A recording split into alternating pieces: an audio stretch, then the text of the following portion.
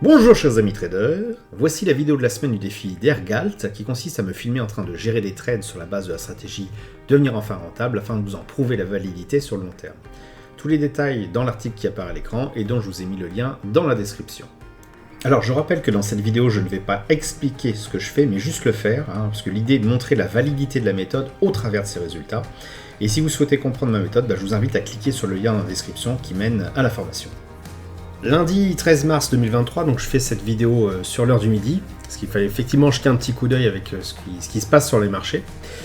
Donc c'est la dégringolade aujourd'hui, il y a eu pas mal d'argent qui ont été rendus au marché, et donc pas mal de déclenchements de stop loss, puisque là j'en suis à 4, et sur les 6 qu'on avait en position.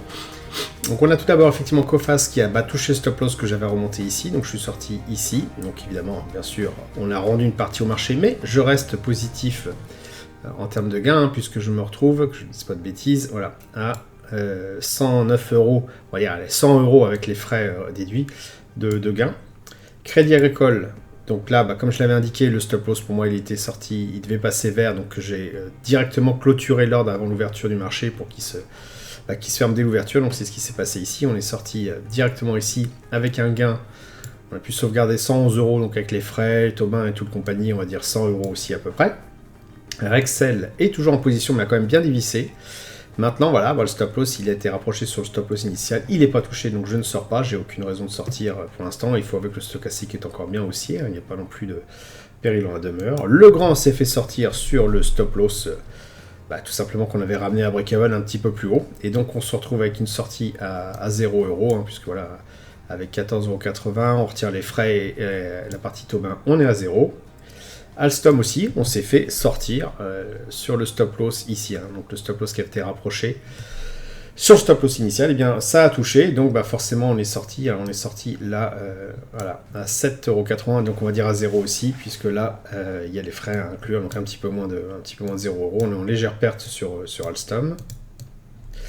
Et voilà, notre SGPS, je crois qu'on est toujours en position à l'heure où on est, donc là il est 13h12, on est toujours en position, pour l'instant il se comporte relativement bien. Pour le reste, je verrai si ce soir, effectivement, il y a lieu de prolonger la vidéo par rapport à aujourd'hui. Et donc, sur Total Energy, voilà, ça a pas mal dévissé aussi. Il faut voir que c'est quand même des gamelles à 4%. Regardez, Coface 5%, 4%, Rexel 4%, 5%, voire 6% pour Alstom. Donc finalement, on est sorti, c'est vrai, mais on a perdu moins que si on était resté bêtement en position. Et on verra dans les jours à venir, quand on fera l'analyse après la moisson, on peut appeler ça la journée de la moisson, on verra qu'on aurait même été en perte, je pense, à force d'attendre, si on avait maintenu nos positions. Donc si je reprends, donc Total, on a vu qu'effectivement ça baisse, du coup, c'est pas très intéressant et je vais annuler mon ordre.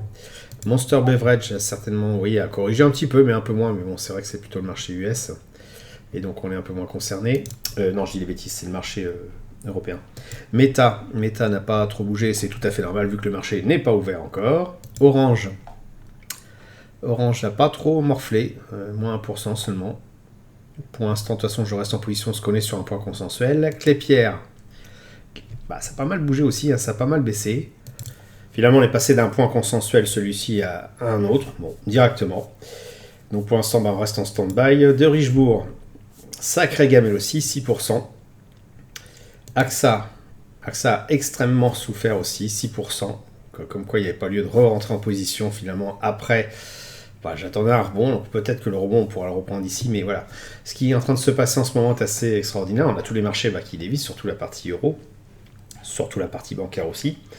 Et je me demande si tout simplement, même dans le cadre du défi, je ne vais pas arrêter finalement de prendre de nouvelles positions juste pour pouvoir clôturer. Il nous reste 2 positions en surveillance qui sont lancées et dont le stop loss est ramené à break-even. Donc on va les surveiller et voir ce que ça nous apporte, plutôt que rajouter et puis de faire en sorte que le défi, finalement, il va durer des mois et des mois et pas forcément apporter grand chose sur la partie statistique. Kimball Electronics, donc pas mal dévissé aussi. Donc à retirer tout simplement du scope, maintenant c'est même plus la peine de le suivre. Nexans qui m'intéressait a souffert également de tout ce qui s'est passé. On arrive sur un creux de volume par prix, mais quand on regarde l'unité de temps supérieure, je vais mettre ça ici, voilà, eh bien c'est toujours intéressant, donc à voir s'il y a un rebond ou pas sur Nexans. Ça peut tout à fait possible, donc à surveiller dans les heures et même les jours à venir. Atos, pas mal corrigé aussi, 4%, c'est de l'ordre du marché. De toute façon, si on regarde le CAC 40, c'est un peu Voilà, c'est un peu ce qui s'est passé dans CAC 40, j'ai dit, hop. Voilà, c'est un peu ce qui s'est passé, donc moins 2% sur l'ensemble du CAC 40. Bon, bah, tout est un peu à l'image de ce qu'on a pu voir jusqu'à présent. Et donc, comme je disais, bah, Atos aussi a souffert aussi, mais reste toujours bien orienté, en tout cas, sur un proche avenir.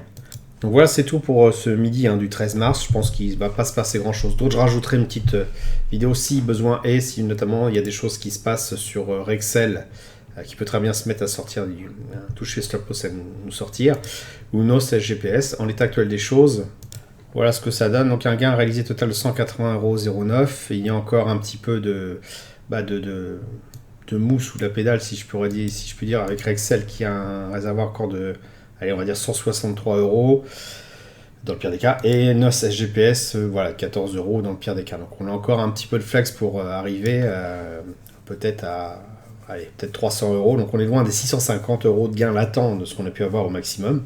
Mais voilà, ça fait partie du jeu, on n'a pas pu saisir l'intégralité du mouvement. En tout cas, on a déjà mis cet argent de côté sur donc une dizaine de positions, ce qui somme toute pour l'instant n'est pas trop mal. On va dire sur 8 positions en tout cas, ce qui est pas mal. Et bah, à voir effectivement après le résultat final et la difficulté qu'on a rencontrée, finalement les risques qu'on a pris, voir si ça en valait vraiment la peine.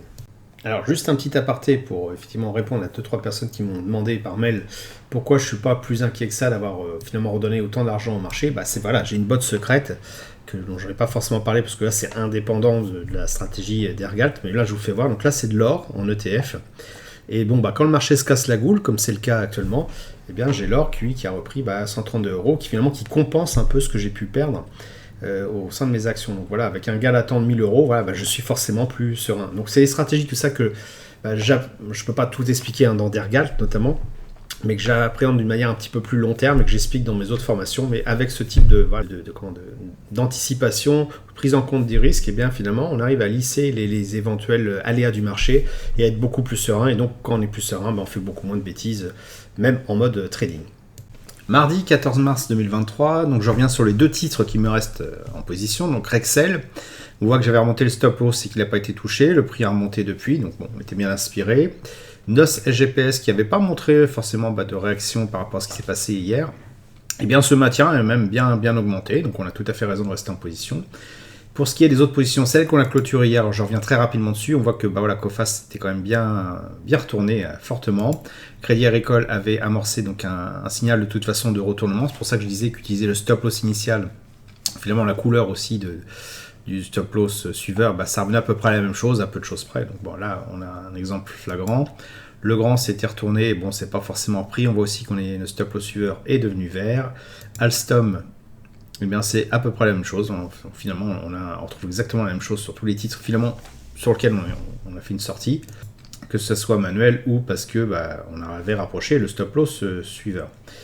Au niveau des titres à surveiller, moi j'imagine que ça va pas être très très beau à voir. Total Energy, voilà, c'est la gamelle, donc bon, on n'a pas lieu d'entrer en position dessus pour l'instant. Monster Beverage, c'est la même chose.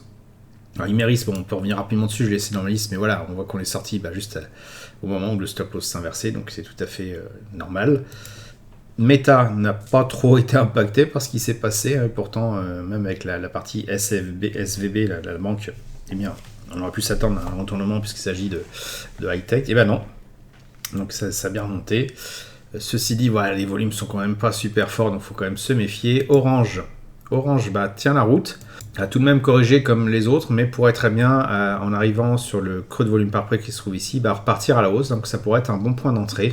Clépierre se maintient, donc pour l'instant on ne peut pas faire grand chose dessus. De Richebourg a dévissé, elle a l'air de rebondir sur ce creux de volume par prix, donc ça peut être intéressant, sauf qu'entre temps la donne a changé sur la partie weekly et que c'est plus aussi intéressant que ça, donc il faudra attendre encore un petit peu. Garder en surveillance de Richebourg pour l'instant. Mercialis, que je crois que j'ai oublié d'analyser hier, eh bien Mercialis se maintient de toute façon dans ce range lié au pic de volume par prix qu'on a ici, donc il oscille autour, et tant qu'il s'en extirpe pas, c'est pas super intéressant. On va quand même garder une alerte sur ce niveau là, tout simplement parce que voilà, contrairement au titre que je vous ai fait voir juste avant, et bien weekly là c'est beaucoup plus intéressant, c'est très haussier, donc ça peut se mettre à continuer, donc c'est intéressant de garder un œil là-dessus. AXA, considérablement dévissé avec cette histoire de tout ce qui est lié aux banques, ça a bien chuté, même si ça a repris un petit peu par rapport à hier, mais On voit quand même que ça a bien dégringolé. Nexence, bon, se maintient un peu en dessous du pic de volume par prix, donc tout à fait, pour l'instant, c'est un peu trop volatile quand même, hein, ça bouge beaucoup, mais on va le garder en surveillance. Et Atos, que j'ai décidé de rajouter, pourquoi?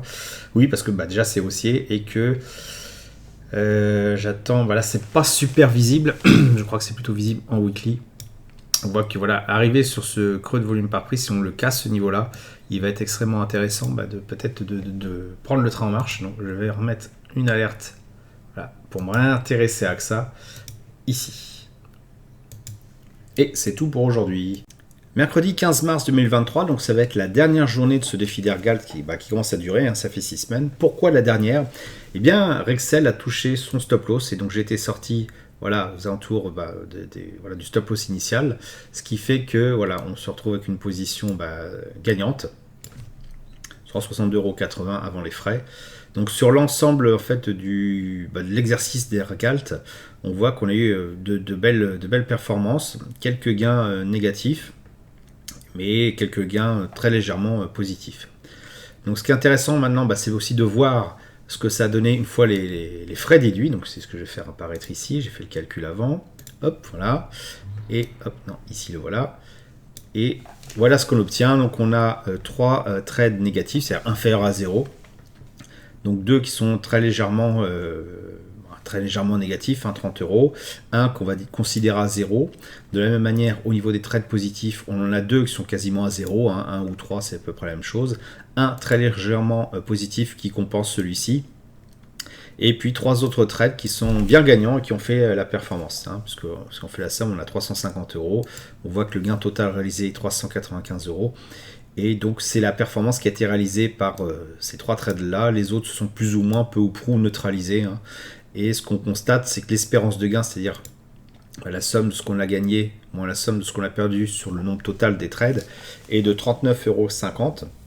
À partir du moment où cette valeur est positive, ça signifie que si je prends le prochain trade, eh bien, en appliquant la même méthode, bien sûr, j'aurai a priori un gain moyen qui sera de 39 €, ce qui prouve que la méthode est viable dans le temps puisqu'elle permet de gagner de l'argent. Alors vous allez me dire, normalement, d'un point de vue statistique, il faut faire plus qu'une dizaine de trades. C'est vrai qu'il faudra en faire peut-être une vingtaine, trentaine, quarantaine. Bon, moi, je l'ai fait par le passé. J'obtiens pas effectivement toujours 39 €, mais j'ai toujours un résultat positif. Tout dépend bien sûr de la performance. On a eu de la chance, on a eu 3 trades extrêmement positifs.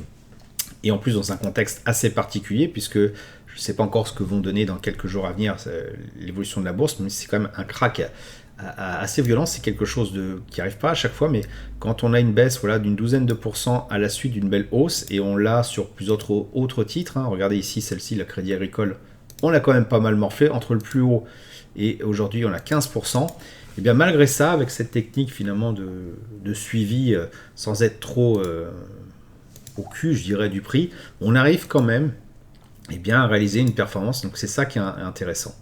Alors vous allez me dire, il reste quand même le petit dernier, NOS SGPS, qui est effectivement toujours en cours, que je vais bloquer volontairement à 74,20 € dans la liste des résultats, mais que d'un point de vue purement stratégique, je n'ai aucune raison de clôturer. D'ailleurs, je ne vais pas clôturer.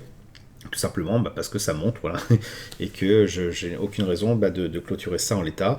Je vous donnerai peut-être des nouvelles de ce que ça donnera par la suite, surtout si ça pète bien, hein, je serai content, je vous en parlerai. Bon, si ça se retourne, ça sera juste un fonctionnement classique, normal de ce qu'on a pu voir aussi jusqu'à présent avec les autres titres. Mais voilà, en gros, c'est ce que je fais au quotidien avec la partie action. Pour gagner des sous, et puis donc moi je vais continuer à surveiller ce que j'ai mis en surveillance en appliquant la même méthode. Je ne vais pas le filmer à chaque fois bien sûr, mais vous avez l'idée. Et si vous voulez en fait creuser par vous-même et explorer cette possibilité, je vous offre une opportunité valable jusqu'à la fin du mois de mars. On est le 15, donc c'est valable jusqu'au 31 mars. Si vous allez sur le site, l'espace formation de Grand Direct le Trading, dont je vais mettre l'adresse en dessous dans la description, celle-ci, vous avez les 2 premières formations qui concernent ce qu'on vient de voir, et notamment surtout la deuxième qui est devenir enfin rentable en trading, masterclass de perfectionnement, qui détaille toute la stratégie qui va plus loin, puisque finalement je n'ai pas non plus voulu donner trop de détails, parce que c'était réservé à ceux qui achetaient la formation. Vous avez dans cette formation-là, à moins 20% jusqu'à la fin du mois de mars, la possibilité de découvrir, de refaire par vous-même vos propres tests, vous faire une idée dessus. Et si vous voulez creuser un peu plus la notion de volume que j'utilise assez souvent, je vous recommande aussi celle-ci qui est un complément. qui également sera avec une réduction de moins 20% jusqu'à la fin du mois de mars, en utilisant le code donc, qui s'affiche à l'écran. Et si vous avez la moindre question, vous n'hésitez pas à me contacter via le formulaire du blog Grandir avec le trading, donc qui se trouve ici, un formulaire de contact. Vous allez pouvoir donc me poser des questions. C'est notamment intéressant si par exemple vous avez déjà acheté une des deux formations et que vous souhaitez avoir des questions, enfin des réponses plutôt, ou si vous estimez que vous aimeriez bien bénéficier de 20% sur autre chose qui vous ferait plaisir, n'hésitez pas à me demander. Jusqu'à fin mars 2023, on devrait pouvoir s'arranger. Voilà, j'espère que vous avez apprécié ce défi et cette vidéo. Si c'est le cas, merci de laisser un pouce pour m'encourager à continuer. Abonnez-vous à la chaîne YouTube pour ne rater aucune nouvelle publication. Je vous dis merci et à bientôt sur le blog.